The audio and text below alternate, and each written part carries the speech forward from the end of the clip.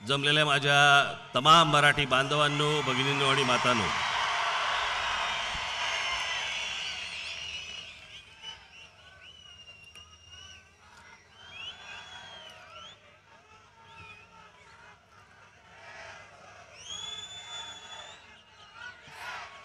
जरा वातावरण बदलल्यामुळे बस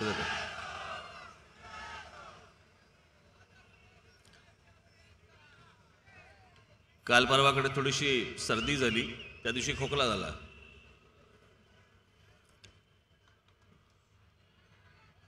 आणि कालपासून मला ते काय त्याच्यात काय मी एकटाच जातो अशाला बाहेर तुम्ही सगळेच जण गेले असेल. ज्या शिंका सुरू झाल्या, मी म्हटलं सर शंका व्यक्त करू का शिंका व्यक्त करू, मला तेच कळेना. एखादी मध्ये आली तर जरा माफ करा.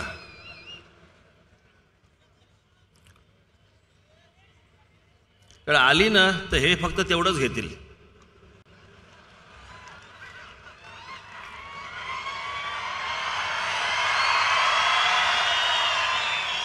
और ये देखिए क्या हो गया, अच्छे चालू आपलं यांचं.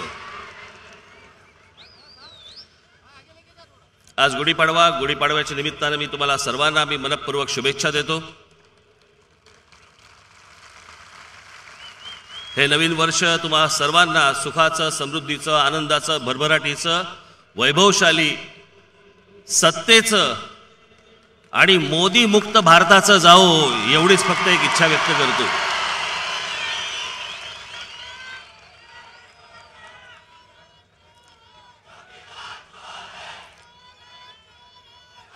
कारण आपली गुढीपाडव्याची सभा नेहमी असते. आता यावेळेला आली ती नेमकी त्या निवडणुकीच्या मध्यात आली. आणि निवडणुकीच्या मध्यात आल्यानंतर मला जरा निवडणुकीचा विषय बोलल्याशिवाय पुढे जाता येणार नाही.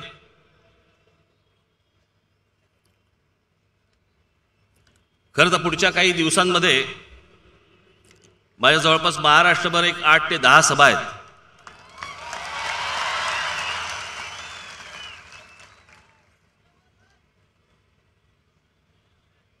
महाराष्ट्रातल्या विविध भागातनं तुम्ही सगळेजण आज इकडे आलेले आहात. खरं तर तुमच्या रूपाने मला आज इथे महाराष्ट्राचंच दर्शन होतंय.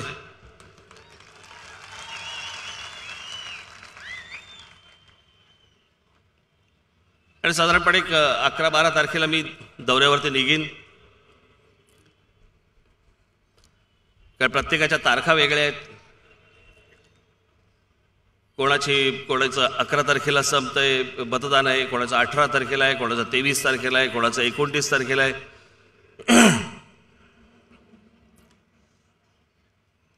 आणि मग त्याप्रमाणे त्या सगळ्या सभा आखलेल्या आहेत. आता ते तुम्हाला कळेल. गेले काही दिवस मी आपल्या वर्तमानपत्रांमध्ये, टेलिव्हिजन चॅनलमध्ये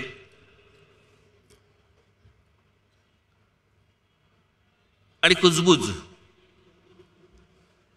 त्याच्यामध्ये हे भाजपाची चालते ना, कुजबूज काय करत असतात माहित नाही मला.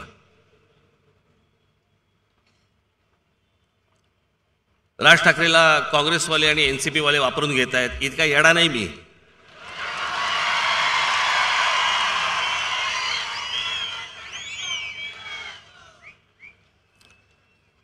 मी त्या दिवशीच माझ्या आपल्या मेळाव्यामध्ये मी सांगितलं होतं, मी ह्या पत्रकारांशी काही बोललो पण नव्हतो, त्यांना भेटलो पण नव्हतो. माझं कुठे काही स्टेटमेंट नाही, काही नाही, कशाचा काही पत्ता नाही. हे स्वतःहूनच लावत होते बातम्या. 3 जागा मिळणार, 2 जागा मिळणार, काँग्रेस एनसीपी बरोबर युती होणार.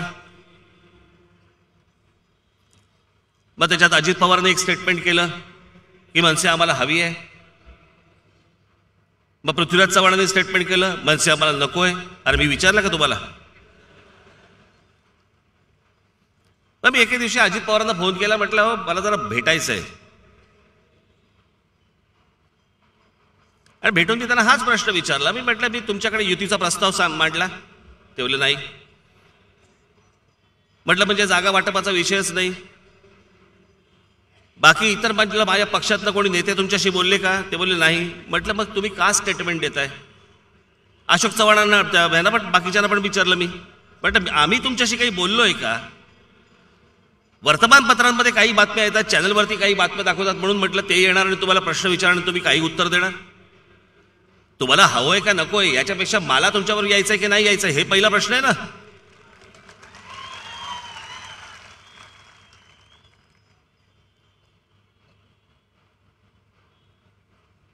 ही निवडणूक न लढवता महाराष्ट्रभर प्रचार करणं, हे आज जे देशावरती जे संकट आलेलं आहे दोघांचं,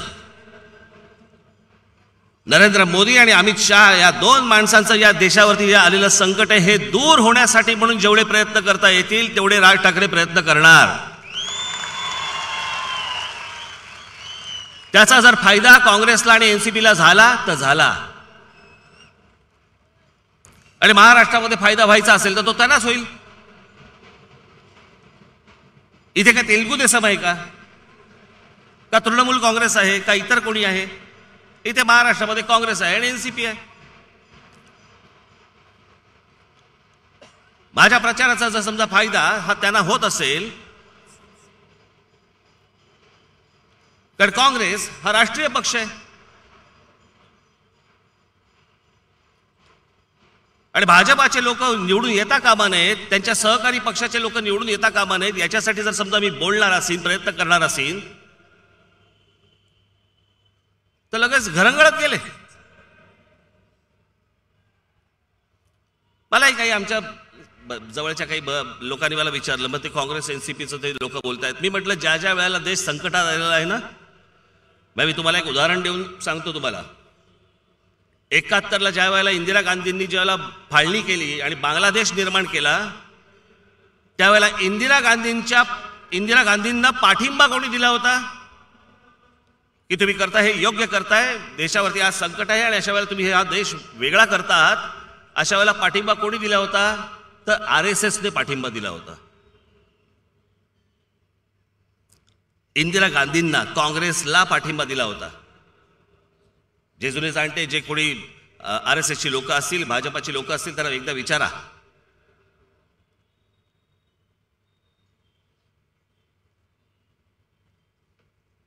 ला ज्या वेळेला 75ला ज्याला आणीबाणी आणली गेली आणि 77ला ज्यावेळेला निवडणुका झाल्या, जनता पक्ष ज्या त्यावेळेला निवडणुकीमध्ये होता,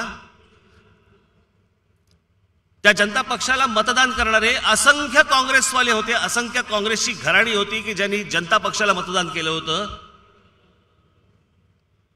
काय फरक पडला? ज्यावेळेला राजीव गांधींचं ज्यावेळेला हत्या झाली, इंदिरा गांधींची हत्या झाली, इंदिरा गांधींची ज्यावेळेला हत्या झाली त्यावेळेला अनेक अशी कुटुंब होती, भारतीय जनता पक्षातली असतील, संघातली असतील, की ज्यांनी काँग्रेसला मतदान केलं की नाही आमच्या पंतप्रधान गेल्या, त्याला मारलं. नेहमी एका ठिकाणी काय शिक्का मारत असलेले लोक, असा काही प्रसंग निर्माण झाला की त्याला दुसऱ्या ठिकाणी शिक्का मारू लागले. राजीव गांधींची हत्या झाली त्यावेळेलाही तेच झालं. अनेकांनी काँग्रेसला, तुम्ही जर राजीव गांधींची जर निवडणूक आठवत असेल तर निवडणुकीच्या मध्यात राजीव गांधींची हत्या झाली होती. त्याच्यामुळे त्यावेळेला झालेलं अगोदरचं मतदान आणि नंतरचं मतदान याच्यामध्ये फरक आहे. ज्या ज्या वेळेला देश संकटात आलाय, अडचणीत आलाय, मला असं वाटतं त्यावेळेला वेगळा विचार करणं गरजेचं असतं. त्या लोकांना मी तेच सांगितलं, म्हटलं हो शिवसेना घ्या आणि भारतीय जनता पार्टी घ्या. जिकडे भाजपाचा उमेदवार आहे तिकडे शिवसेनेच्या लोकांना तो नकोय, आणि शिवसेनेचा उमेदवार आहे तिकडे भारतीय जनता पक्षाच्या लोकांना नकोय. तरी पण सत्तेसाठी म्हणून मतदान करायला लावतात ना दुसऱ्याला, मनात नसताना. एक संकट दूर करण्यासाठी म्हणून मनात नसताना जर समजा तुम्हाला दुसरीकडे बटन दाबायला लागलं तर एकदा करून जातंय काय?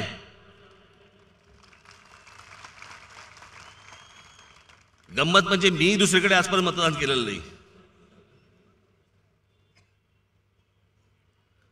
पण या सगळ्या पाठिंब्याचा किंवा या माझ्या प्रचाराचा किंवा आता हे सगळे काँग्रेस एनसीपीला होणाऱ्या फायद्याचा याचा विधानसभेशी काहीही संबंध नाही.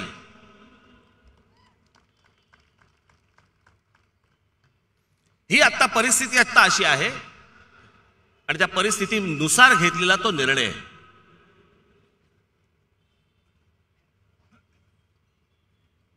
ज्या ज्या वेळेला अशा प्रकारची परिस्थिती येते त्यावेळेला तुम्हाला त्या त्या प्रकारचा निर्णय तसा घ्यावा लागतो. ज्यावेळेला काँग्रेसकडनं ज्यावेळेला प्रतिभाताई पाटलांचं नाव आलं राष्ट्रपती पदासाठी, एक मराठी राष्ट्रपती होणार असेल म्हणून माननीय बाळासाहेबांनी काँग्रेसला पाठिंबा दिला, काँग्रेसच्या उमेदवाराला पाठिंबा दिला होता प्रतिभाताई पाटलांसाठी.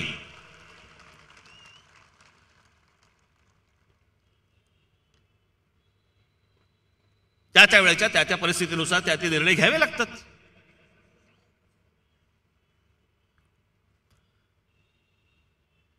आणि जर समजा नरेंद्र मोदी आणि अमित शहा जर समजा असे वागले नसते तर मला असलं करावं लागलं नसतं. हे गेले ज्या 5 वर्ष ज्या प्रकारे वागलेले आहेत, म्हणजे आमच्या पंतप्रधानाची जगातली ओळख काय? फेकू. आज तुम्ही इंटरनेटवरती जा आणि फेकू असा शब्द टाईप करा, तुम्हाला इंटरनेटवरती फेकू या शब्दाचा समानार्थी शब्द नरेंद्र मोदी असा येतो. आज जा, आज. आमच्या पंतप्रधानाची, भारताच्या पंतप्रधानाची ओळख जगामध्ये काय? तर फेकू, थापा मारणारा माणूस.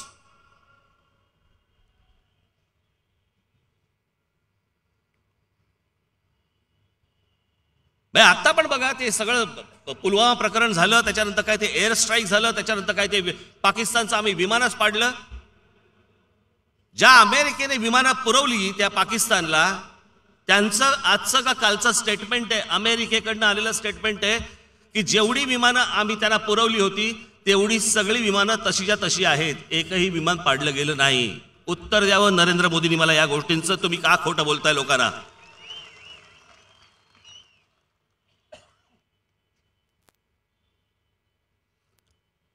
मला वाईटही वाटतं आणि या गोष्टींचा रागही येतो मला.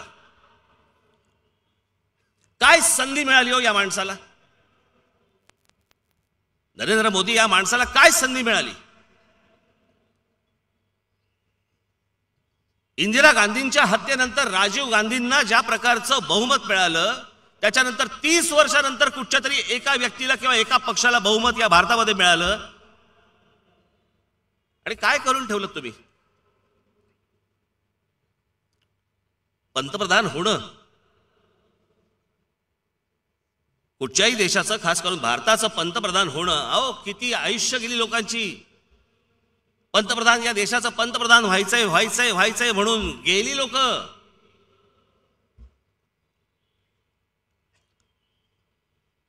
राजकारणात निवृत्त झाली, बाहेर गेली किंवा गेली,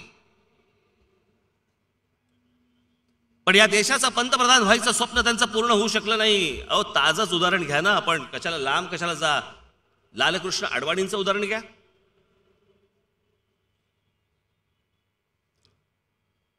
दोन खासदार निवडून आले असताना ज्या माणसाने सगळा अख्खा पक्ष उभा केला, मोठा केला, सत्तेपर्यंत पक्ष आणला, मनात काय असेल त्यांच्या? मनात एकच गोष्ट होती, मला पंतप्रधान व्हायचं. नाही होऊ शकले. लोकांची हयात गेली याच्यात.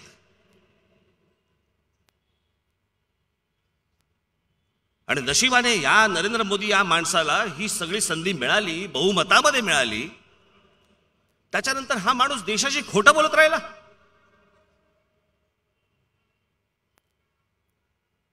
गेली 5 वर्ष झाली या माणसाने एक पत्रकार परिषद घेतलेली नाही. तुमच्या आमच्या कोणत्याही प्रश्नाला उत्तर द्यायला तयार नाही पंतप्रधान आमचा माणूस. कसली भीती वाटते पत्रकारांच्या समोर जायला? पंतप्रधानाला भीती कसली वाटते?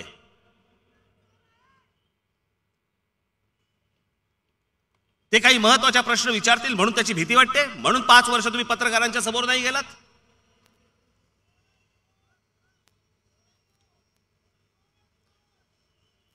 मी आज काही गोष्टी आणल्यात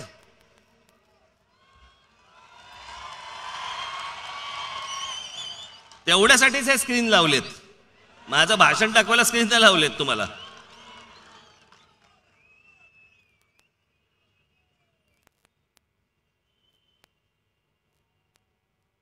काय करू शकला असता माणूस. मला आठवतंय ते पंतप्रधान व्हायच्या अगोदर मी एके दिवशी रतन टाटा म्हणाले म्हणून मी गुजरातमध्ये गेलो होतो. गुजरात फिरत असताना बघितलं, ठीक ठीक होतं सगळं. पण तिकडे काही मला काही कारखान्यांमध्ये नेलं, इकडे नेलं, तिकडे नेलं. पण सतत माझ्या बरोबर हे माझ्या नंतर नंतर लक्षात यायला लागलं. माझी पत्नी पण होती बरोबर, माझे काही मित्र सहकारी इतर पण काही जण बरोबर होते.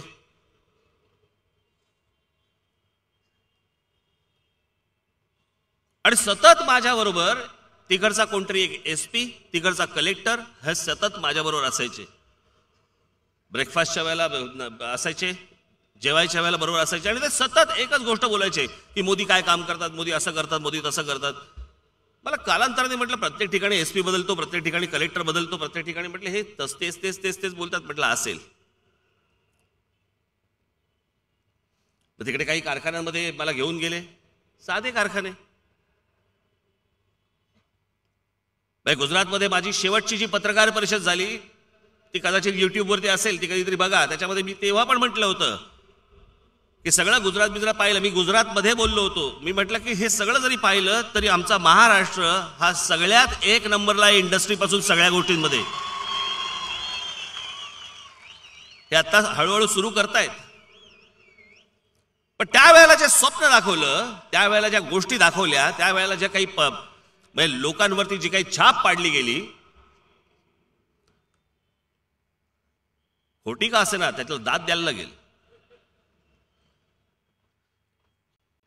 राहुल गांधी म्हणतात ते काय खोटं नाही आहे. मोदींनी खूप शिकवलं आपल्याला.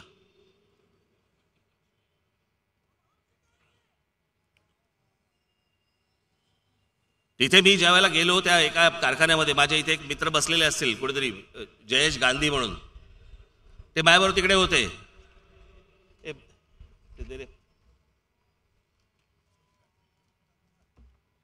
पेपरांट माझी. आणि त्यांनी मला असं बाजूला घेऊन मला सांगितलं, मला म्हणला साहेब हे काय बघतोय आपण, आपल्याकडे महाराष्ट्रामध्ये ह्याच्यापेक्षा प्रचंड आहे, हे आपण काय बघायला आलो इकडे.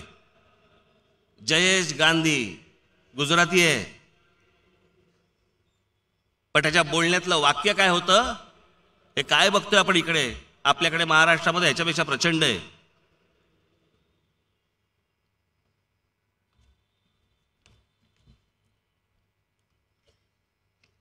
तोपर्यंत सगळ्यांना असं वाटलं की बाबा काय आता काय होणार आहे. पण एक तुम्हाला गोष्ट सांगतो, विरोधी पक्षाचं सरकार ज्या वेळेला बसतं ना,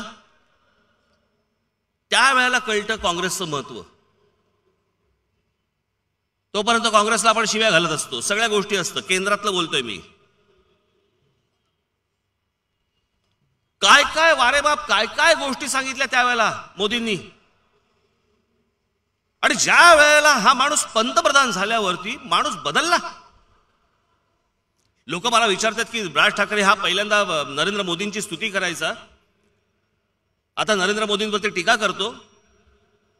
मी म्हटलं काय मला वेळ नाही लागलं. मी म्हटलं मी जो अगोदर माणूस पाहिला आणि आता पंतप्रधान म्हणून जो माणूस पाहिला, माणूसच बदलला, माझी भूमिका बदलली.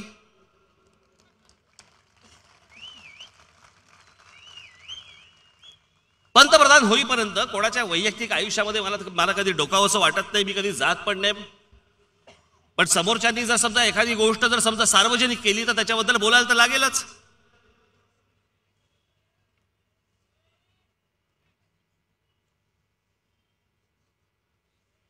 पंतप्रधान होईपर्यंत आम्हाला माहितीही नव्हतं की नरेंद्र मोदींना आई आहे.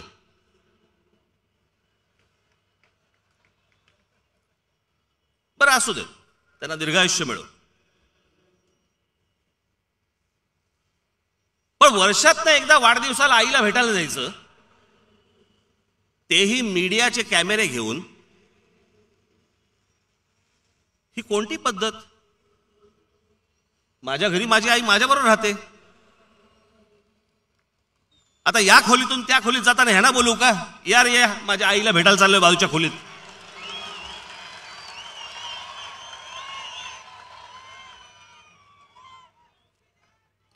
नोटबंदीच्या वेळेला आईंना, स्वतःच्या आईना उभं केलं रांगेमध्ये.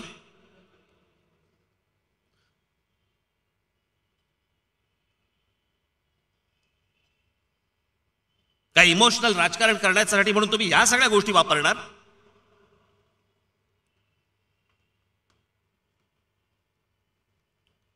त्या बिचाऱ्या मात्याला माहितीही नसेल काय चाललंय.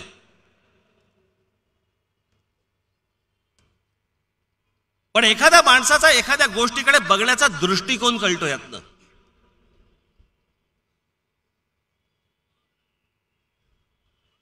ही गोष्ट त्यांनी सार्वजनिक केली म्हणून ही गोष्ट बोलावी लागते.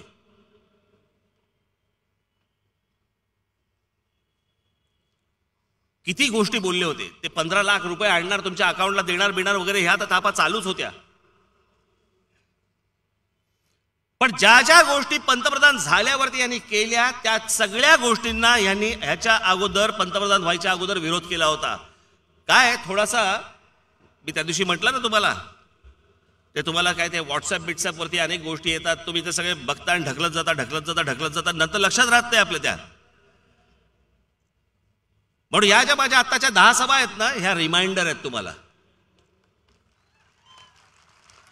की गेल्या 5 वर्षामध्ये तुम्ही काय ऐकलत आणि काय पाहिलत हे ऐकवण्यासाठी आणि दाखवण्यासाठीच्या सभा आहेत या.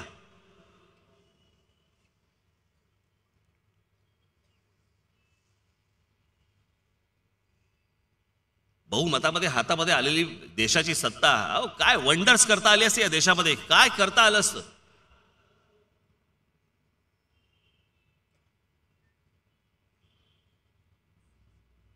सगळ्या जुन्या काँग्रेसच्या सगळ्या योजनांची नावं बदलली. काँग्रेसच्या योजना चालू होत्या त्याच योजनांची नावं बदलली.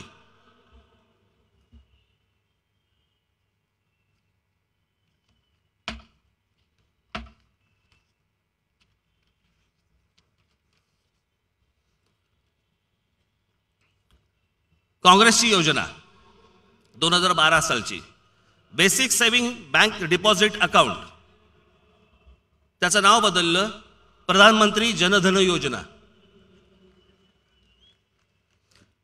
National girl child day programme ही 2012 साली काँग्रेसने आणलेली योजना, त्याचं नाव बदललं बेटी बचाओ बेटी पढाओ योजना. राजीव आवास योजना, त्याचं नाव बदललं Sardar Patel national urban housing mission. Indira Awas Yojana, त्याचं नाव बदललं प्रधानमंत्री आवास योजना. अशा सगळ्या आहेत, सगळ्या योजनांची नावं बदलली. मला काँग्रेसवाल्यांचंही कळत नाही, मला ह्यांचंही कळत नाही.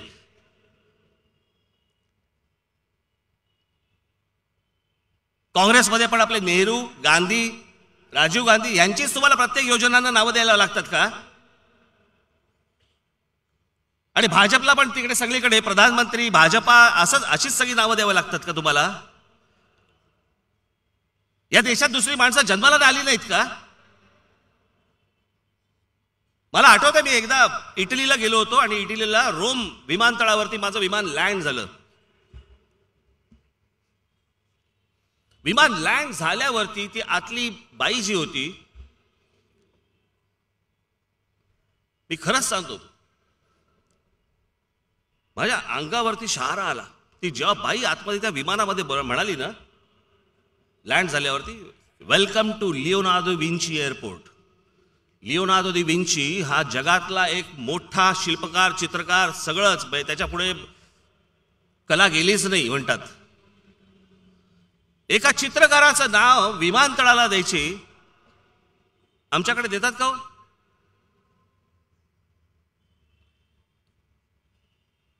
इतकी कर्तृत्ववान माणसं या देशामध्ये जन्माला आल्यानंतर देखील कोणत्याही गोष्टींना त्यांची नावं दिली जात नाहीत, रस्त्यांना नावं दिली जात नाहीत. हे आले की ह्यांच्या नावाच्या योजना, हे आले की यांच्या नावाच्या योजना. याच्या पलीकडे माणसं नाहीत का या देशामध्ये? एवढे चित्रकार होऊन गेले, इतके आर्किटेक्ट्स होऊन गेले, इतके इंजिनियर्स होऊन गेले, इतके शास्त्रज्ञ होऊन गेले.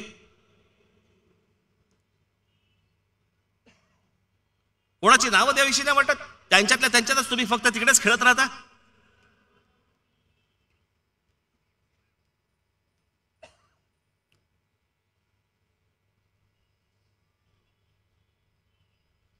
या आधार कार्ड जे आता तुम्हाला मतदानाच्या वेळेला मागतील, बरोबर ना?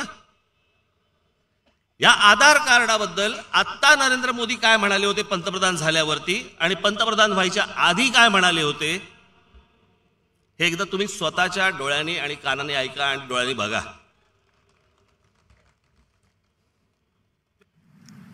हम सब जानते हैं कि संसद में आधार एक्ट 2016 अब पास हो चुका है.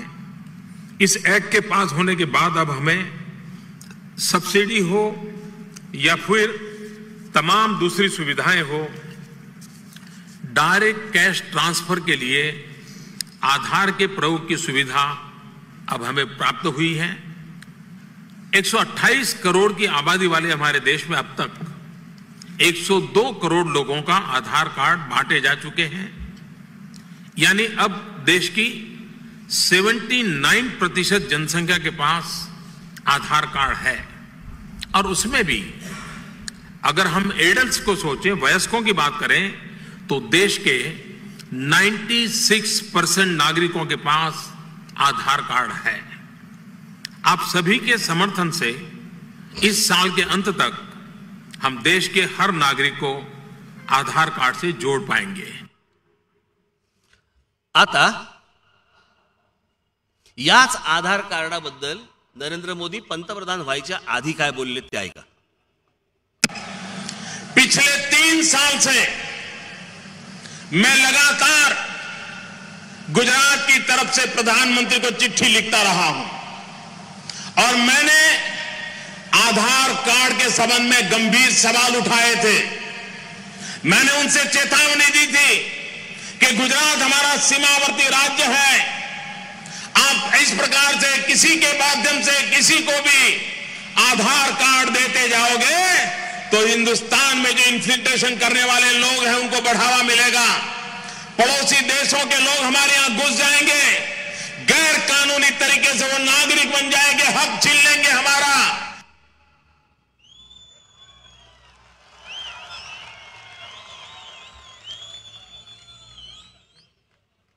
बाहेरच्या देशातली लोक आत घुसतील, आतमध्ये आतंकवाद होईल.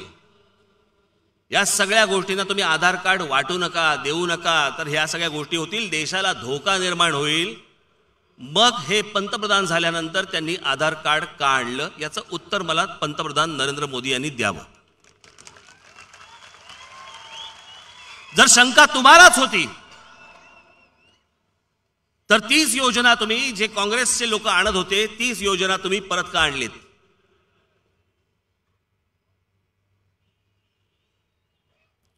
एफडीआय नाही, तुमचं काय ते नमामि गंगे,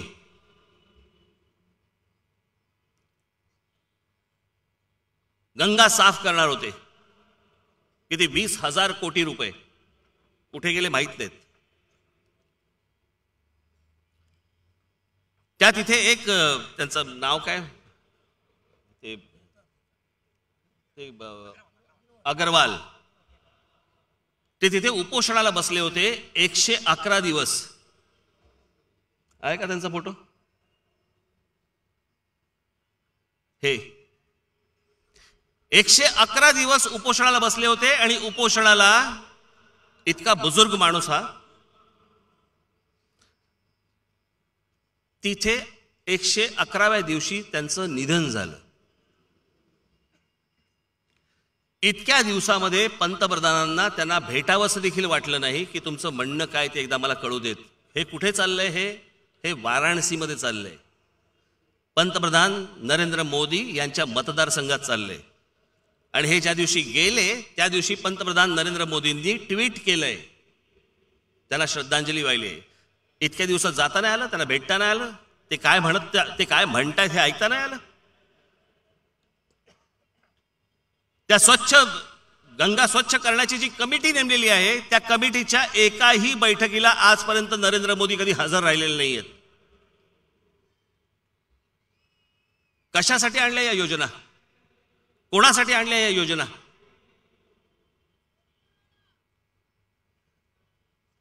निवडणुकीच्या अगोदर सांगतात की शेतकऱ्यांना कर्जमाफी दिल्याशिवाय आम्ही शांत बसणार नाही.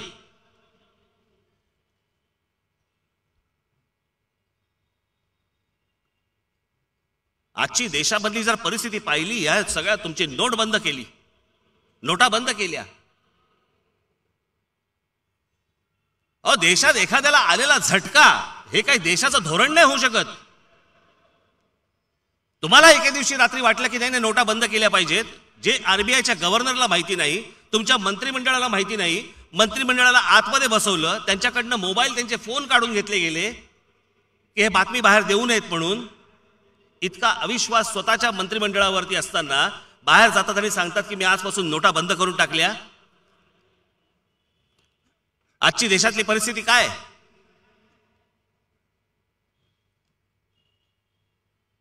आता आलेला रिपोर्ट आहे, जवळपास या नोटबंदी आणि जीएसटी नंतर या देशातल्या 4 ते 4.5 कोटी लोकांच्या नोकऱ्या गेलेत. सगळी चॅनल्स दाबून ठेवली आहेत, सगळी वर्तमानपत्र दाबून ठेवलेली आहेत, तुमच्यापर्यंत बातम्याच पोहोचवायच्या नाहीत.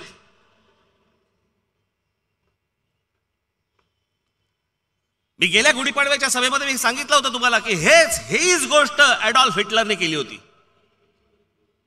हीच गोष्ट केली होती. सगळ्या गोष्टी बंद करून टाकल्या होत्या. लोकांपर्यंत सत्य परिस्थिती पोहोचतच नव्हती, तो लोकांपर्यंत जातच नव्हतं. नशीब आज तो सोशल मीडिया आहे म्हणून तुमच्यापर्यंत काही गोष्टी पोहोचतायत तरी, नाही तर काय भीषण परिस्थिती असती विचार करा या गोष्टींची. वर्तमानपत्रांचं स्वातंत्र्य काढून घेतलं, आमच्या पत्रकारांचं स्वातंत्र्य काढून घेतलं, टेलिव्हिजन चॅनलवरच्या पत्रकारांचं, संपादकांचं स्वातंत्र्य काढून घेतलं. मालकांना धमक्या दिल्या जात आहेत, मालकांच्या घरावरती रेड्स टाकले जात आहेत. हे कोणतं सरकार आहे?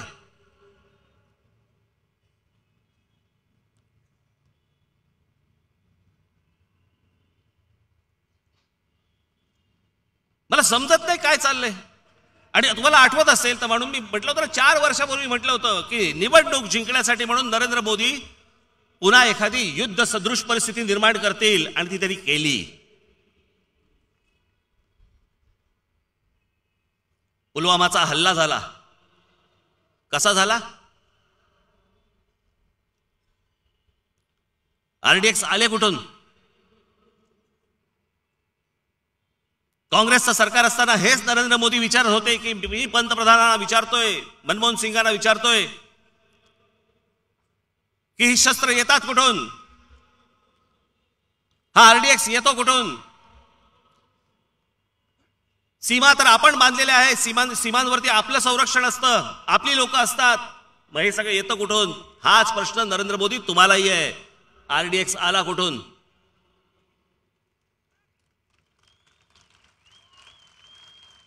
आमचे 40 जवान हकनाक तरुण मारले गेले त्याच्यामध्ये. आज ते गेले, त्यांची बातमी झाली, भुर सगळं झालं. आज त्यांच्या कुटुंबियांकडे बघायला कोण नाही. त्याच्यावरतीही राजकारण टापत होते.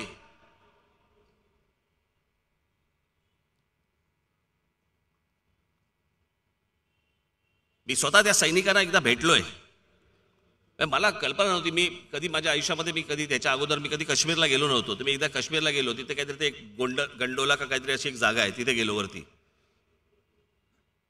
वरती गेलो तिथे, तर आम्ही उतरलो त्या काय केबल कार बंद वरती, आणि तिथे एक आपले जवान सैनिक तिथे उभे होते. मग थोडी इकडची तिकडे माहिती काढली, कारण ते तसे बोलत नाहीत कोणाशी. माहिती काढल्यानंतर कळलं त्यातले 2 जण आपल्या साताऱ्याचे होते. आपल्या साताऱ्याचे खूप सैनिक आहेत. सातारा सांगली या पट्ट्यामधले खूप सैनिक आहेत सैन्यात. ते ज्या परिस्थितीमध्ये तिथे बर्फ होता सगळा, आणि मग त्यांनी मी म्हटलं की आता तुम्ही कशासाठी थांबला? ते बोलले नाही, आमचं सामान खालून वरती येत आहे, रोजचं जेवणाचं आणि इतर कपडे बिपडे जे काही थंडी असते आणि ह्या सगळ्या गोष्टी. थोड्या वेळाने ते सगळं सामान आलं. 4 जण होते. 4 जणांनी अंगावरती साधारणपणे 10 माणसांचं 12 माणसांचं सामान उचललं होतं. आणि तिकडे अशी एक तार अशी एक लावली होती, त्याच्या पलीकडे ते गेले. आणि मी त्यांना अगदी विचारलं, म्हटलं तुम्ही राहता कुठे? तर एक दूर लांब असं कुठेतरी असं अंधुकसं दिसत असलेलं एक त्याच्यातलाच कुठेतरी एक टेंट दाखवला मला लांब. आणि आम्ही तिकडे त्या टेंटमध्ये राहतो. मी म्हटलं असे किती जण आहेत? ते बोलले असे खूप आहेत, म्हणजे आत तर टेंट खूप आहेत. मग आता आम्हाला सामान इथे न्यायचं, मग त्यांना आम्ही पुढे सामान पुरवायचं. असं इतक्या कष्टामध्ये हे सगळे जवान आपल्या तिकडे देशाचं संरक्षण करत असतात. आणि हे संरक्षण करत असताना आम्ही काय करतोय त्याच्यावरती तर राजकारण.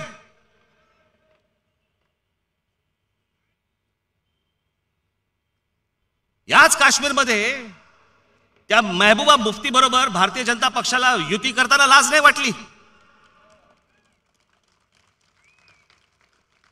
आणि ती युती केल्यानंतर तिथे भाषण करताना मी तुम्हाला एक प्रसंग म्हणून सांगतो. तिथे एक प्रसंग असा घडला होता की तिकडे 3 बॅरिकेड्स होती. बॅरिकेड असतात जे टाकलेली असतात त्याच्यावरती पोस्ट चेक होत असतात. गाड्या असेल, कोणी असेल, काही असेल. एक माणूस आला गाडी घेऊन, त्याला आपल्या तिकडच्या लोकांनी थांबवलं. तो ऐके ना, तो पुढे गेला. दुसरं बॅरिकेड तोडलं त्यांनी, ते हलवलं. तिसरं बॅरिकेड तोडल्यानंतर आपल्या जवानांनी काय करायचं होतं? त्याला खाकेत जाऊन गुदगुल्या करायच्या होत्या का? तिसरं बॅरिकेड तोडल्यानंतर आपल्या जवानांनी फायरिंग केलं. कारण माहिती नाही कोण आहे, हा येतोय कोण माणूस. फायरिंग केलं, त्यात तो गेला. तो गेल्यानंतर जो काही धुमाकूळ तिकडे घातला गेला, त्या फायरिंग केल्यानंतर त्या जवानांना तिकडे जे होते त्यांना सगळ्यांना सस्पेंड केलं. नरेंद्र मोदी काय बोलले तर ऐकू रे. आमच्या देशाचा पंतप्रधान आमच्या जवानांबद्दल काय बोलतो बघा. पहली बार 30 साल में पहली बार ये मोदी सरकार की कमाल देखिए. पहली बार सेना ने प्रेस कॉन्फ्रेंस करके कहा कि जो 2 नौजवान मारे गए थे सेना की गलती थी और सेना ने अपनी गलती मानी. इंक्वायरी कमीशन बैठे और जिन लोगों ने गोली चलाई थी उन पर केस दर्ज कर दिया गया. ये मेरे नेक इरादों का सबूत है मेरे भाई बहन. 30 साल में नहीं हुआ है, 30 साल में नहीं हुआ है. और इसलिए मेरे कश्मीर के भाइयों बहनों, मैं आपको न्याय दिलाने के लिए आया हूं. त्यांनी त्या जवानांनी त्यांचं कर्तव्य पार पाडलं तर त्यांच्यावरती माफी मागायला लावली. त्यांच्यावरती केसेस टाकले आहेत. आणि त्याच्यानंतर आपण अपेक्षा करायची की त्यांनी आमचं संरक्षण करावं म्हणून. भारतीय जनता पक्ष आणि ज्या वेळेला हे महबूबा मुफ्ती यांचं सरकार, ज्या वेळेला युतीमध्ये सरकार होतं, हे त्यावेळेची गोष्ट आहे. त्याच्यानंतर काश्मीरमध्ये काय परिस्थिती होती बघा. परिस्थिती काय होती बाजूला.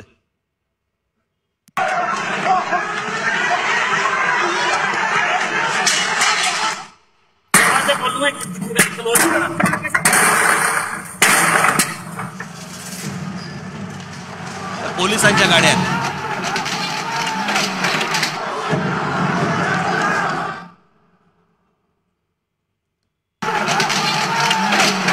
Go India! Go back! Go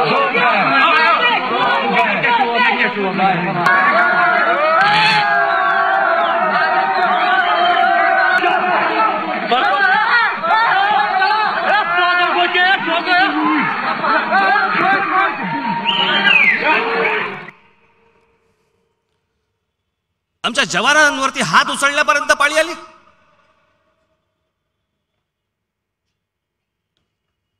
याचं कारण ते काहीच करू शकत नव्हते. कारण जर काही केलं तर आमच्यावरती केसेस टाकणार, आमच्या इन्क्वायऱ्या बसवणार. आणि तिथे असलेले आमचे जवान, ते काय सीआरपीएफचे आणि इतर आमचे सगळे जे जवान आहेत, काय करतात ते तिथल्या स्थानिक लोकांचा मार खात आहेत.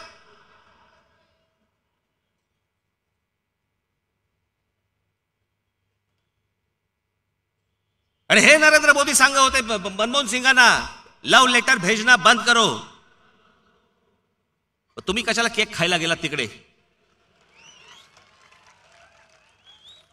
नवाज शरीफने बोलवलं होतं का तुम्हाला? गेट क्रॅशर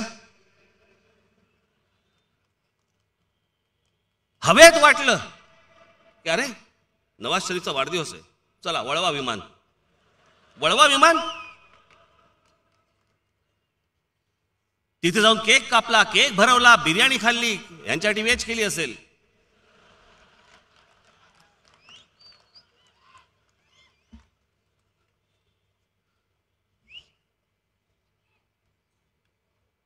या सगळ्या गोष्टी केल्यानंतर मी मागच्याला वाचून दाखवलं होतं की त्याच्यानंतर हे सगळा तुमचा पठाणकोटचा हल्ला झाला, तात्काळ झाला.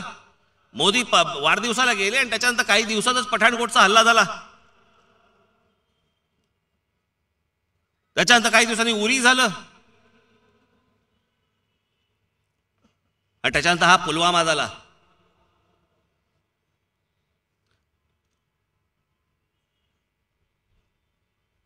एअर स्ट्राईक केला. एअर स्ट्राईक केला किती वाजता? पहाटे 3 वाजता. म्हणून मागे म्हटलं होतं ना मी, पहिलं जाहीर कोणी केलं? अमित शहाने. 250 माणसं मारली गेली. को पायलट होतास का तू? मागे बसला होता का तू? गच्चा असा कोंबून बिंबून बसला असेल. त्या विमानात जात नाही, तेवढी जागा नसते तेवढी.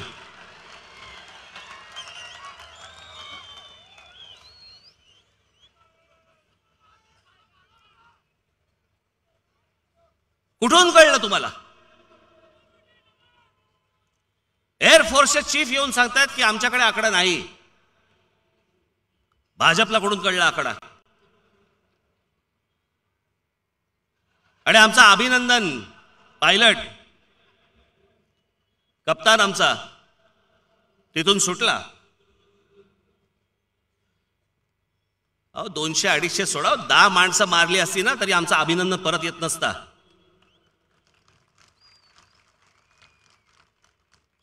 पंतप्रधान त्याच्यावरती विचारतायत काय?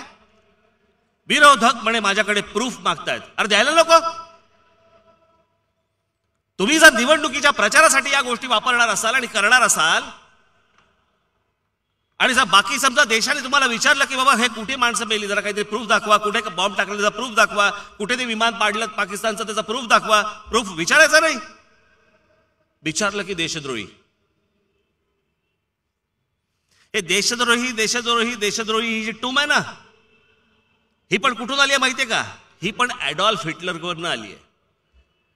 ॲडॉल्फ हिटलर ज्या वेळेला तिथे सत्ताधारी झाला त्याच्यानंतर त्याच्या विरोधात जे जे लोक बोलले, जो कोणी त्याच्या विरोधात बोलेल जाहीर करून टाकायचा हा देशद्रोही आहे.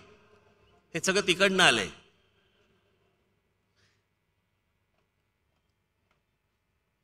सगळं इकडून तिकडून तिकडून तिकडून घ्यायचं.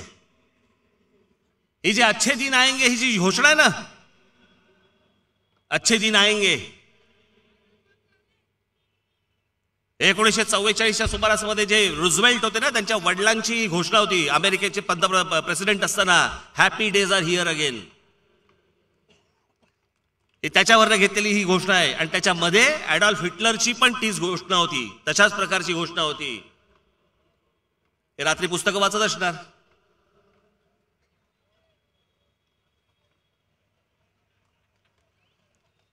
काय म्हणून मला सांगा ना.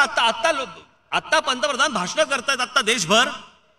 एका प्रश्नाचं उत्तर, एका योजनेबद्दल ते बोलायला तयार नाहीयेत. नोटबंदीबद्दल काय झालं सांगायला तयार नाहीयेत. मेक इन इंडियाचं काय झालं बोलायला तयार नाहीयेत. स्टार्टअप इंडियाचं काय झालं सांगायला तयार नाहीयेत. इतकी बेरोजगारी वाढली त्याचं काय झालं सांगायला तयार नाहीयेत. नोटबंदी केली त्याच्यानंतर 99.3% पैसे परत आले बँकांमध्ये, RBI मध्ये परत आले, त्याच्याबद्दल खुलासा द्यायला तयार नाहीयेत. कुठे काय झालं काय मला जरा सांगा. हेच नरेंद्र मोदी बोलले होते ना. नोटबंदी जर समजा फसली, मला 50 दिवस द्या. ही जर फसली तर देशातल्या कोणत्याही कोपऱ्यामध्ये कुठच्याही चौकामध्ये तुम्ही मला द्याल ती सजा मी भोगायला तयार आहे.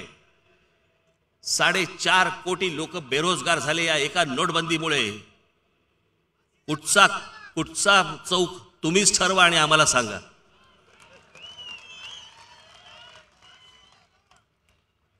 आताच्या निवडणुकीच्या भाषणामध्ये ह्याच्याबद्दल एक गोष्ट बोलायला तयार नाहीयेत. आता सगळीकडे जातात त्याला वेगळ्याच काहीतरी गोष्टी बोलतायत. हिंदू कार्ड, हे कार्ड, ते कार्ड.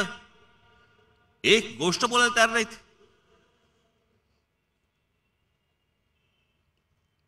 मागे जे चालू होतं आठवतं तुम्हाला? गोमास आठवतं का तुम्हाला? त्याच्यावरती अनेक लोकांना, जवळपास देशामध्ये 100च्या वरती लोकांना मारलेत.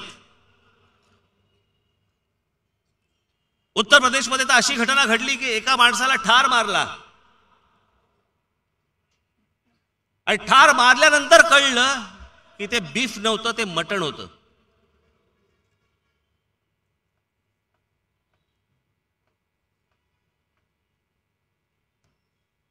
मी तुम्हाला आत्ता ह्या भारतीय जनता पक्षाच्या कारकिर्दीतली गेल्या 5 वर्षातली त्यांच्या राज्यामधली गायींची परिस्थिती फक्त मी तुम्हाला फोटोद्वारे दाखवतो, तेवढी फक्त बघा तुम्ही. फोटो दाखवते. राजस्थानमध्ये 70,000 गायी मेल्यात अन्न न मिळाल्यामुळे. छत्तीसगडमध्ये हा बीजेपीचा एक माणूस आहे, त्याचं हे शेल्टर आहे, तिथे मेल्यात. आणि तुमच्यामध्ये एक असं निर्माण करायचं की बाबा बघा हा बीफ खातो, हा असं करतो, मग हे सगळे मुसलमान असतात, मग हे गाय कापतात.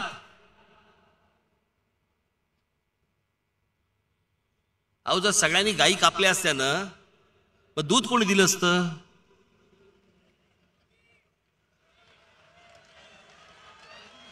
तू बोलू शकतो, मी नाही बोलू शकत इकडे. मला ऐकू आलं बरोबर.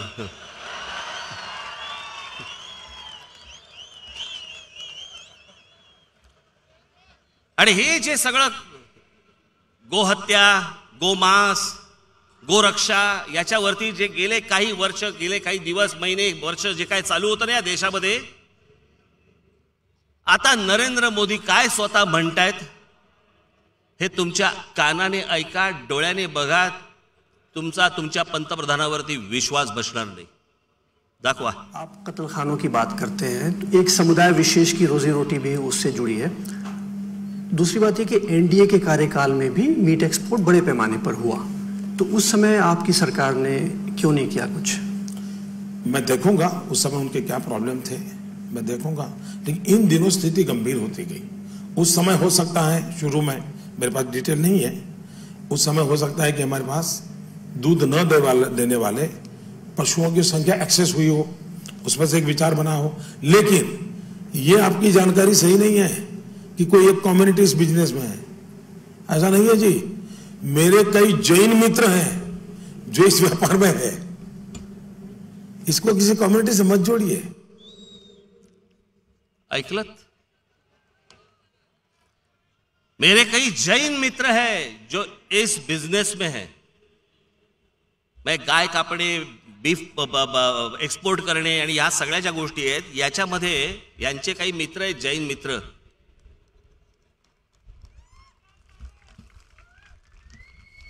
मग कशासाठी अख्ख्या देशभर गोंधळ घातलात? जी माणसं मारत होती लोकांना, जे कापत होती लोकांना, त्यावेळेला पंतप्रधान का नाही बोलले? त्यांनी का नाही या गोष्टी थांबवल्या?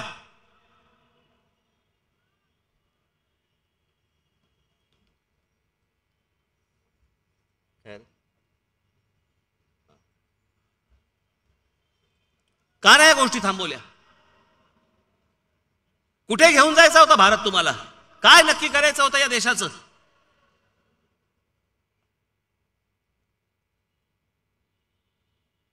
मागे त्यांनी एक भाषण केलं होतं,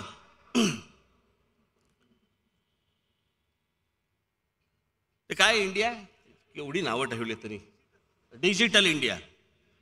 डिजिटल इंडिया. प्रत्येक गावागावामध्ये काय ते तुमचं छोटी छोटी मशीन आणि सगळ्या गोष्टी, मग तुम्हाला बँकेचं कार्ड मिळणार, मग बँकेत तुम्ही जाणार वगैरे वगैरे.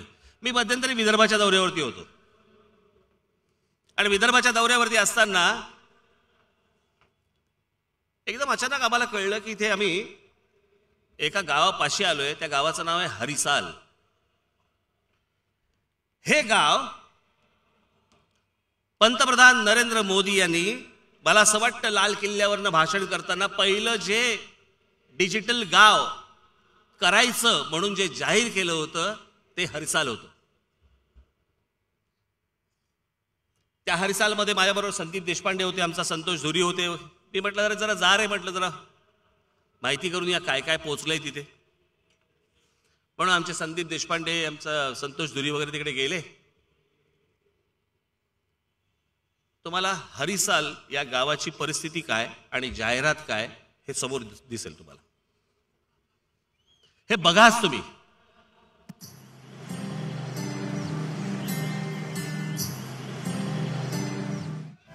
स्कूल में आपको टैब मिला क्या छुटाना? नहीं. उनके तरफ से टैब मिला है? नहीं, कंप्यूटर है कि नहीं सिखाते नहीं। कंप्यूटर है, सिखाते नहीं है। डिजिटल विलेजच्या आरोग्य केंद्रामध्ये आलेलो आहोत, पण मुळातच या आरोग्य केंद्रात डॉक्टरच उपलब्ध नसल्यामुळे टेलिमेडिसिन सध्या गेली 4 महिने झाले बंद आहे असं इथल्या मेडिकल ऑफिसरने सांगितलेलं आहे. आपण आता हरिसाल गावातल्या हेल्थ सेंटरमध्ये आलेलो आहोत. हेल्थ सेंटर तुम्ही त्याची अवस्था बघताय, त्याची भिंतही पडलेली आहे.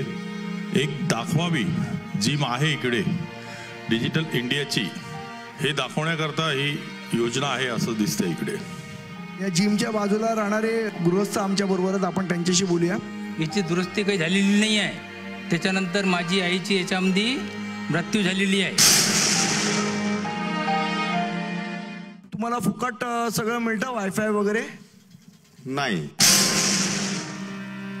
वायफायचं म्हणजे जास्त रेंजच नाही इथं. आपण डिजिटल विलेजमध्ये आहोत आणि इथे वायफायची काका सांगतात आपल्याला रेंजच नाही आहे अजिबात. इथे जल्दीफाय कंपनी आहे, त्यांनी तुमचं हे सगळं गाव आहे ते डिजिटल बनवलेले आहेत. जागोजागी टॉवर लावलेले आहेत, तर त्या टॉवरमधनं तुम्हाला सगळ्या गोष्टी फ्री बघायला मिळायला पाहिजेत, फुकट बघायला मिळायला पाहिजेत. तुम्हाला कोणाला पैसे द्यायची गरज नाही आहे. तर तुम्हाला तसं बघायला मिळतं का? नाही नाही नाही, कुठे बघायला भेटून राहिलं? काय आहे? काहीच नाही आमच्याजवळ फ्री. माझ्या पाठीमागेच मी तुम्हाला दाखवतो की टॉवर आहे, पण इथे वायफायची रेंजच आपल्याला मिळत नाही. त्यामुळे बऱ्याचशा ज्या गोष्टी ऑनलाईन आहेत त्या ऑनलाईन इथे होताना आपल्याला दिसत नाही. काहीच नाही सांगितलं डिजिटल काय आहे, कायच्यावरून वापरतात, कायच्यासाठी आहे. फक्त डिजिटल आहे एवढं माहीत आहे. मॅडम आपल्याकडे स्वॅप मशीन आहे का? नाही आहे. नहीं नाही. नहीं ना. काका आपल्याकडे स्वॅप मशीन आहे का? स्वॅप मशीन नाही. तुमच्या बँकेत खातं आहे का? हा, खाता आहे. तुमच्याकडे ATM कार्ड आहे का? नाही आहे. मग तुम्ही पैसे कसे काढता बँकेतनं? अकाउंटमध्ये म्हणजे बँकेत जाऊन काढता का तिथे मशीनमध्ये पैसे काढता? बँकेत जाऊन. हां. मग तुम्हाला बँकेने कार्ड नाही दिलं का? नाही. डिजिटल इंडिया आपण म्हणतो, पण बऱ्याचशा कस्टमरकडे बँकेचं ATM कार्डच नाही आहे. ये खेती आपकी है क्या? हाँ, सिर्फ खेती करते हो यार और कुछ? खेती काम ही करते हो? ये गाँव डिजिटल हुआ, आपको पता है ना आपको? हाँ. आप मोबाइल यूज करते हो क्या? मोबाइल नहीं ना अपने पास. मोबाइल नहीं है? हाँ, घर में किसी के पास? घर में भी नहीं है. घर में भी नहीं है?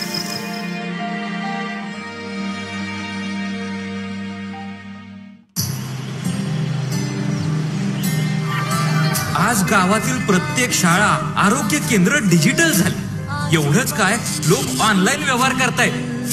सुख समृद्धीचं फळ कसं झालं. आणि हरिसल मध्ये होऊ शकतंय तर देशात ही सरकारची जाहिरात. हरिसाल झालं डिजिटल. आता तुम्हाला गंमत दाखवतो. हा मुलगा आहे ना, या जाहिरातीतला मुलगा आहे ना, हा मॉडेल पण आम्हाला सापडला. पुढे चालू करा. कुठे प्रगती होऊ शकते हेच सरकारनं सिद्ध केलंय. आनंदाचं वाहे वार. हरिसालची जी डिजिटल विलेज इंडियाची ऍड आहे युट्यूबवर, आपल्या सगळीकडे शासनाने जे प्रसारित केलेली ऍड आहेत, ऐका ऐका, चे मॉडेल आपल्याला इथे सापडलेले आहेत. तुम्ही काय सांगाल? तुम्ही ऍड केलीत, मी लाभार्थीची ऍड केलेली, तुम्हाला खरोखर वाटतं की तुम्ही लाभार्थी झालात? सर त्याच्या बदलात मला काहीच बोलायचं नाही आहे. नाही, पण तुम्हाला लाभ मिळाला की नाही मिळाला? सर ते शासनालाच माहिती आहे मी कुठल्या वर्गाचा लाभार्थी आहे नाही आहे, ते त्यांनाच माहिती आहे. तुमच्याकडे स्वॅप मशीन आहे का? माझ्याकडे नाही. पेटीएम? काहीच नाही.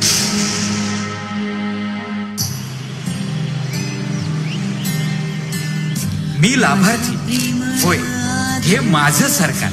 होय हे माझं सरकार.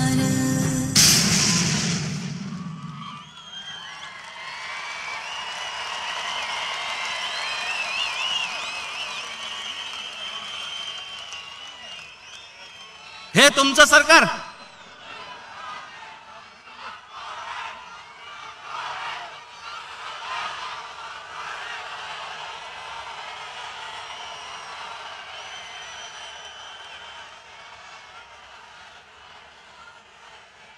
लोकांना किती फसवायचं, किती लुटायचं, किती खोटं बोलायचं, याला काय मर्यादा आहेत की नाही?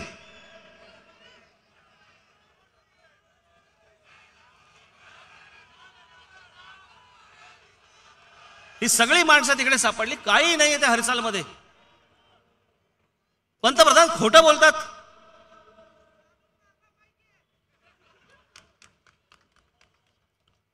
आणि या कोणत्याही प्रश्नांची उत्तरं भारतीय जनता पक्षातल्या मोदी तर येतच नाही, समोर तो भाग वेगळा. पण भाजपवाले पण येत नाहीत किंवा त्यांचे अंधभक्तही येत नाहीत. भक्त आले तर त्यांच्या समोर फक्त एक विषय असतो. मग काय समोरून काय विचारणार ते? नाही, बरोबर आहे तुमचं म्हणणं, बरोबर आहे, परंतु मग पर्याय काय याला विचारतात की नाही? 1947 साली ज्या वेळेला स्वातंत्र्य मिळालं त्याच्यानंतर महात्मा गांधी यांनी पंडित जवाहरलाल नेहरू यांना पंतप्रधान केलं. या देशाला पर्याय होता नाही. गांधी म्हणाले नेहरू नेहरू. देशाने ठरवलं होतं का? नाही. पंडित जवाहरलाल नेहरू गेल्यानंतर लाल बहादूर शास्त्री या देशाचे पंतप्रधान झाले. या देशाने ठरवले होते का? तो पर्याय होता का तुमचा? नाही. लाल बहादूर शास्त्री गेल्यानंतर इंदिरा गांधी या देशाच्या पंतप्रधान झाल्या. हा पर्याय होता का त्यावेळेचा? नाही. तुम्हाला विचारलं होतं का? नाही. आणि नंतर ज्यावेळेला मोरारजी देसाई ज्या वेळेला झाले, ते मोरारजी देसाई झाल्यानंतर मोरारजी देसाई हा या देशाचे पंतप्रधान होण्याचा हा तुम्हाला पर्याय होता का? नाही. काँग्रेसला आणीबाणीला विरोध म्हणून जनता पक्षाला पाठिंबा, या एका गोष्टीवरती मोरारजी देसाई पंतप्रधान झाले. तो तुमचा या देशाचा पर्याय होता का? नाही. इंदिराजींची हत्या झाल्यानंतर राजीव गांधी या देशाचे पंतप्रधान झाले. या देशाचा निर्णय होता का? तुम्हाला पर्याय होता का? नाही.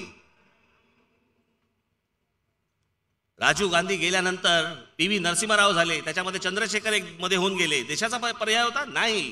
पी.व्ही. नरसिंहराव झाले. तुमचा पर्याय होता? नाही. नरसिंहरावानंतर ज्याला भारतीय जनता पक्षाचं ज्या वेळेला सरकार आलं, मी मगाशी तो विषय अर्धवट ठेवला मुद्दामून, हा मला विषय सांगायचा म्हणून, की 2 खासदारांपासून ज्या माणसाने लालकृष्ण अडवाणी या माणसाने 2 खासदारांपासून हा संपूर्ण पक्ष सत्तेपर्यंत आणला. सत्तेपर्यंत आणल्यानंतर अडवाणींना बाजूला करण्यात आलं आणि त्या आजूबाजूला कशाचा काही संबंध नसलेले अटल बिहारी वाजपेयी, मला त्यांच्याबद्दल आदर आहे, तो भाग वेगळा, पण अटल बिहारी वाजपेयी हा त्यावेळेचा पर्याय नव्हता. तो तुमचा पर्याय नव्हता. तो देशाचा पर्याय नव्हता. अटलजींच्या नंतर ते देवेगौडा झाले. तुमचा पर्याय होता? नाही. इंदर कुमार गुजराल झाले. तुमचा पर्याय होता? नाही. आज कशाला पर्याय मागतोय? बरं, नरेंद्र मोदींनी ज्या प्रकारे देश खड्ड्यात नेऊन ठेवलाय त्याच्या अजून खाली खोल कोण नेणार आहे?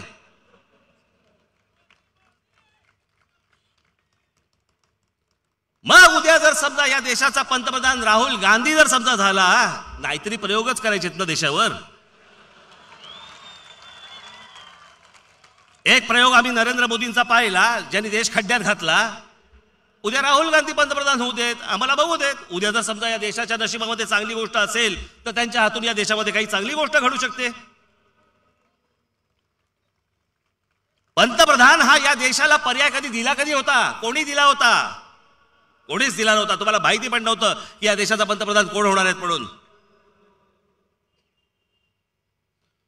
पण ही जोडगोळी ही या देशाला घातक आहे.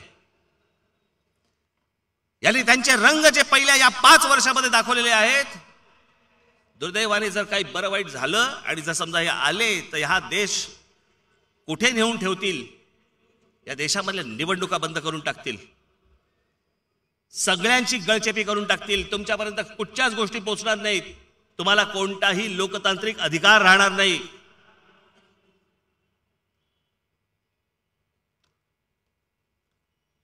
जे 5 वर्षामध्ये या पत्रकारांना उत्तर देऊ शकत नाहीत, ते तुम्हाला काय उत्तर देणार आहेत? विचारतो कोण तुम्हाला?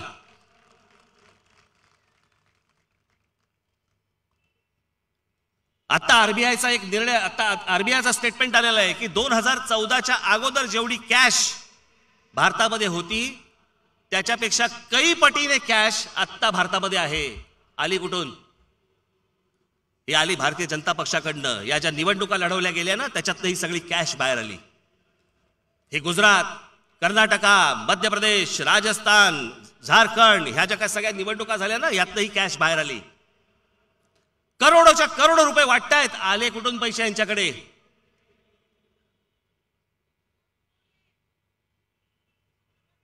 अमित शहाने असं सांगितलं होतं की भारतीय जनता पक्षाचं दिल्लीमध्ये जे कार्यालय आहे जगाच्या पाठीवरती कुठच्याही राजकीय पक्षाचं अशा इतकं मोठं कार्यालय नसेल.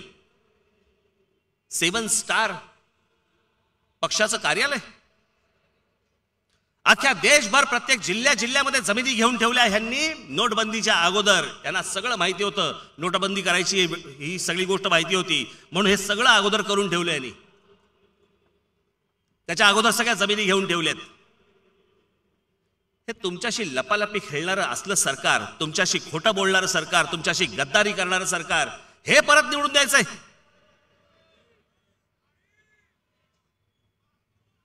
हे काय माणसं विश्वासाची? 8 नोव्हेंबर 2016 या दिवशी नोटबंदी झाली, बरोबर आहे? 8 नोव्हेंबर 2016.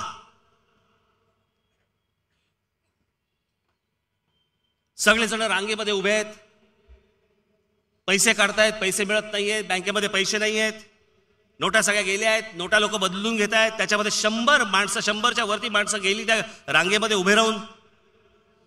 अख्खा देश हैराण. तरी लोक म्हणत होती की जर समजा चला चांगली गोष्ट होणार असेल आमची हरकत नाही.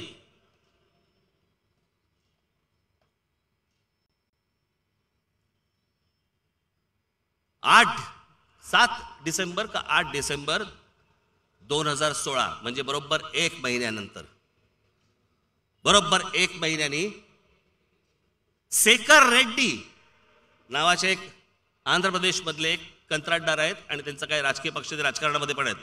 शेखर रेड्डी, या शेखर रेड्डींच्या घरात धाड टाकली गेली. दाखवा तुम्ही, दिसतायत का पैसे? या 2000च्या नवीन नोटा आणि 500च्या नवीन नोटा एका महिन्याच्या आत 33 कोटी रुपये या शेखर रेड्डीच्या घरामध्ये होते, ज्याच्यासाठी तुम्ही वणवण फिरत होतात, ज्याच्यासाठी अख्खा देश वणवण फिरत होता की पैसे नाहीये, पैसे संपले, पैसे बदलायचे. या सगळ्या विवंचनेमध्ये देश असताना शेखर रेड्डी या माणसाच्या घरामध्ये हे 33 कोटी रुपये सापडले. ही द हिंदू या वर्तमानपत्राची बातमी आहे. द हिंदूच्या रिपोर्टरने पुढे सगळं खोदकाम केल्यानंतर त्यांच्या असं लक्षात आलं, त्यांनी असं सांगितलं की हे मी बँकेतनं विड्रॉ केले. बँकेतनं विड्रॉ? तुम्हाला मिळायचे का पैसे? 33 कोटी रुपये. माझा फक्त तुम्हाला एवढाच प्रश्न आहे, एक कोणतरी शेखर रेड्डी नावाच्या माणसाच्या घरामध्ये जर समजा त्यावेळेला एका महिन्याच्या आत 33 कोटी रुपये जर समजा कॅश सापडू शकते, तर देशामध्ये किती कॅश बाहेर पडली असेल आणि ती कोणाकोणाच्या घशात आणि खिशात गेली असेल. जे पैसे आत्ता निवडणुकीच्या तोंडावरती कॅशच्या स्वरूपामध्ये बाहेर पडतायत, हा घोळ घातला कोणी? हा घोळ घातला पंतप्रधान नरेंद्र मोदी आणि अमित शहा या 2 माणसांनी या देशामध्ये हा गोंधळ घातला.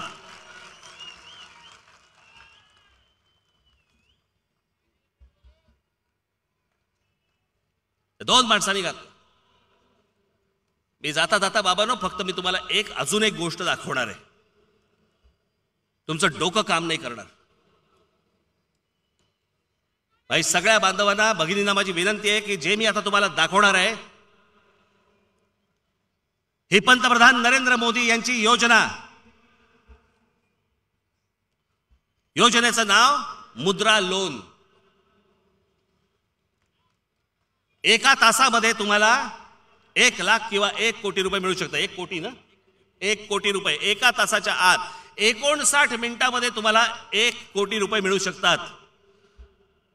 ही पंतप्रधान नरेंद्र मोदी यांनी जाहीर केलेली गोष्ट. ही जाहीर केल्यावरती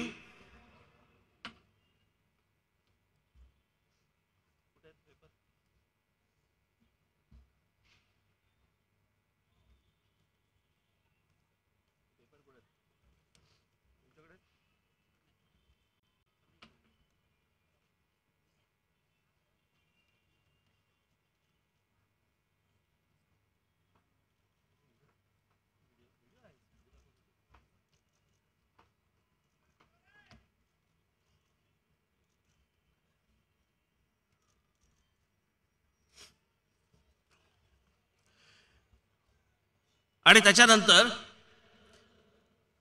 मी तुम्हाला हा फक्त व्हिडिओ इंग्रजीमध्ये आहे, परंतु तुम्हाला तो नीट या सगळ्या गोष्टी ते काय म्हणतात ते बघा. HW नाव HWचं आहे ना, HW नावाचं पोर्टल आहे. त्याच्यावरती त्यांनी स्वतः इन्व्हेस्टिगेट केलं आणि इन्व्हेस्टिगेट केल्यानंतर त्यांच्या काय लक्षात आलंय ते एकदा आपण जरा बघा. लाव.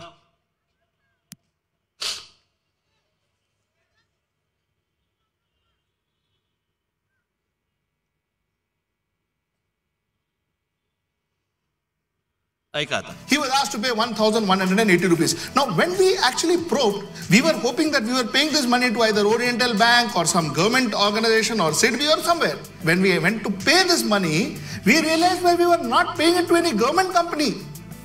We were paying it to a company called Capital World Platform Private Limited. It's a privately owned company from Ahmedabad. They are in Navarangpur in Ahmedabad. We were paying this 1,180 rupees fee to a private company in Ahmedabad for a loan announced by the Prime Minister of India and the loan to be given by public sector banks. So Prime Minister of India announcing a loan that public sector bank will be given, but the money that we gave, the fee for this was collected by a private company called Capital World Platform Private Limited. This raised eyebrows. We started investigating further. We went out to check who this company is and what this company is all about. And what we realized is this company, the person heading this company was a gentleman called Jinat Vikas Bhai Shah. He was the director of this company and he became a director of this company 30th March 2015. The second person who was running this company was Vikas Manilal Shah. He became a director in 24th of August 2016. Who is this person? One doesn't know. The only person who is a nominee director who became very recently on 4th of September 2018 he became a director was Akhil Handa.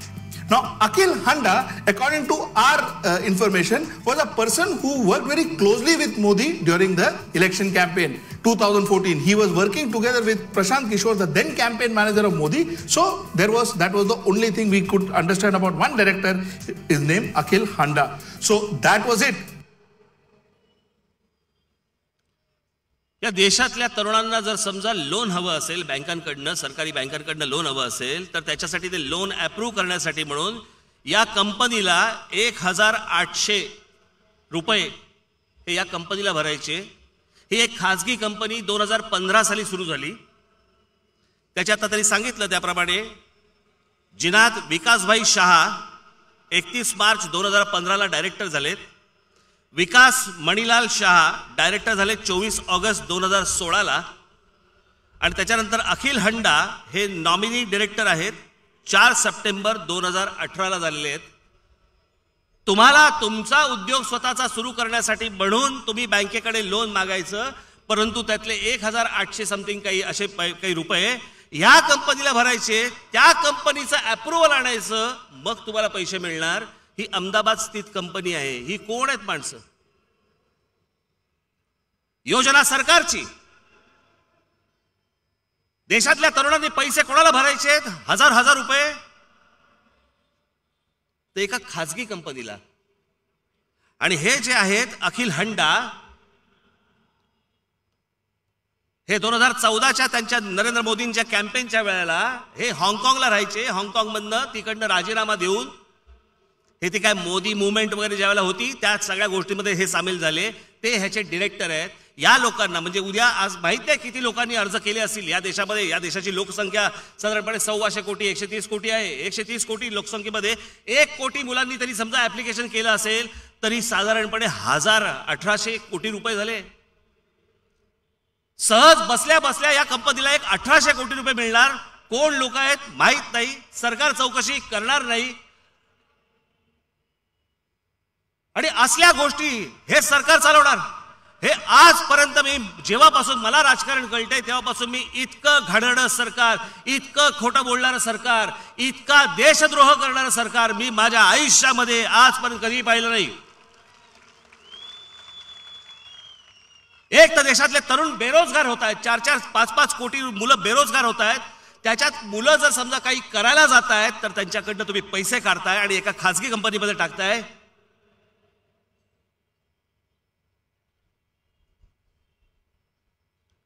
याला काय देश म्हणायचा का? मला जरा सांगा, याला काय सरकार म्हणायचं का? सांगा. आजपर्यंत अशा गोष्टी तुम्ही कधी ऐकल्या होत्या का?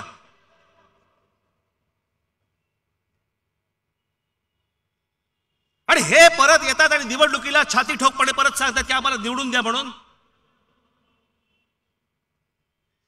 आज एवढा देश खड्ड्यामध्ये घालून ठेवल्यानंतर हे परत एका हिमतीने परत येतात तुमच्या समोर. आज देशभर सगळ्या ठिकाणी पैसे वाटतायत.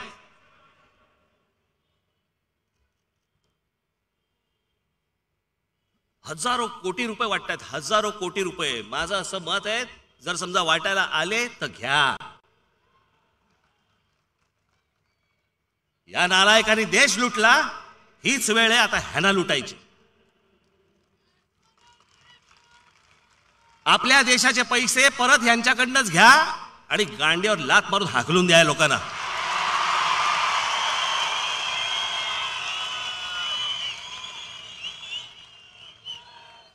आणि हे जोपर्यंत हा देश करत नाही तोपर्यंत असले राजकारणी कधी सुधारणार नाहीत. या देशाची गद्दारी करणाऱ्या असल्या राजकारण्यांना तुम्ही घरीच बसवलं पाहिजे.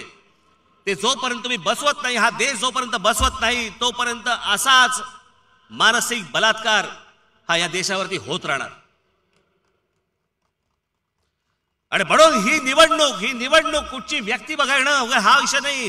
ह्या दोन व्यक्ती या देशात परत दिसता कामा नयेत, या राजकीय क्षितिजावरती ह्या असता कामा नयेत. याचा निर्णय करण्यासाठीची ही लोकसभेची निवडणूक आहे आणि त्याच्यासाठी तुम्हाला हा निर्णय घ्यायचा आहे. काळजावरती दगड ठेवा, परंतु या लोकांना मदत करू नका.